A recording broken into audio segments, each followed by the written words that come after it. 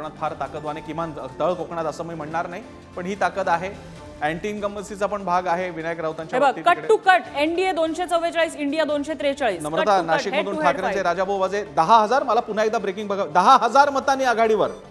आणि आपले exit poll हे सांगतच होते हे कल राजाभाऊ वाजे इथे शांतिगिरी महाराजांच्या बंडखोरीचा, त्यांच्या नाराजीचा फटका. शांतिगिरी महाराजांची बंडखोरी, त्यानंतर गोडसेंना शेवटच्या क्षणापर्यंत छगन भुजबळांना तिकीट का, गोडसेंना तिकीट, शेवटी मतदारांवर हा परिणाम पडतो की अरे तुम्ही नेमकी कोणाच्या बाजूने आहात, काय देणार आहात आम्हाला.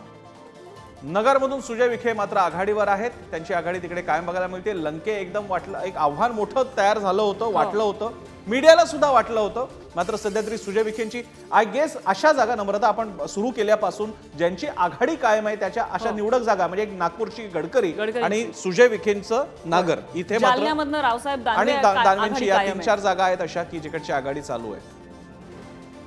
एक रायगड मधलाही कल काही फारसा बदललेला दिसलेला नाहीये. सुनील तटकरे तिथे आघाडीवर आहे, तो आहे. पियुष गोयल मी मुंबईत तयार्थानं धरतच नाही, आपण उर्वरित महाराष्ट्र सध्या बघतोय, नाही तर पियुष गोयल पण आघाडीवर आहे, त्यांची आघाडी अजून एकदाही तुटलेली नाही. मुरलीधर मोहोळ यांची आघाडी कायम आहे, पण धंगेकर मध्येच येऊन झटका देऊन गेले एखाद्या फेरीत. आता मात्र अटीतटीची आहे. एनडीए 243 आणि 244 जागा इंडिया. अटीतटीची ही म्हणजे नम्रता हे कोणत्या दिशेने चाललेलं आहे? अगदी हेड टू हेड फाईट आहे ही. 243 आणि 244 अनेक इंडिया आणि इंडियामध्ये अटीतटीची लढत. 243-244. हा आकडा खूप इंट्रिगिंग आहे. आणि नम्रता असं की आता 9:30 होत आलेले तेव्हाचा आकडा आहे हा. हा इंटरेस्टिंग आहे.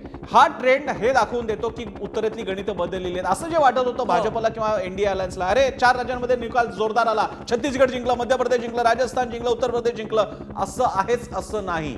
उत्तर प्रदेशमध्ये प्रतिसाद मिळेल का? नक्की मिळेल. उत्तर भारत अजूनही भाजपच्या बाजूने का? नक्की आहे. पण भरघोस तुम्हाला सगळ्या जागा देणार का? नाही. त्याचं कारण जाती समीकरण, त्याचं कारण बेरोजगारी. आणि नम्रता, तुला सांगतो, बेरोजगारी आणि शेतकऱ्यांचे प्रश्न हा अतिशय महत्वाचा अंडरकरंट या सगळ्या काळामध्ये बघायला मिळत होता. आणि तो भोवतो, कुठलाही सत्ताधारी असू दे त्यांना ही नाराजी भोवते. मला म्हणजे राम मंदिरावरनं मला आठवतं तेव्हा प्रमोद महाजनांची घोषणा होती, अयोध्येत राम हाताला काम आणि शेतकऱ्याला दाम. त्याच्यापैकी राम झाला, पण दाम आणि काम मात्र घोषणा तेवढ्या पुरेशा झाल्या नाहीत. आणि आता मिळणारे हे आकडेवारी जी बघायला मिळते ही दाम आणि कामची आकडेवारी आहे. 244 ड्यूस आहे हा.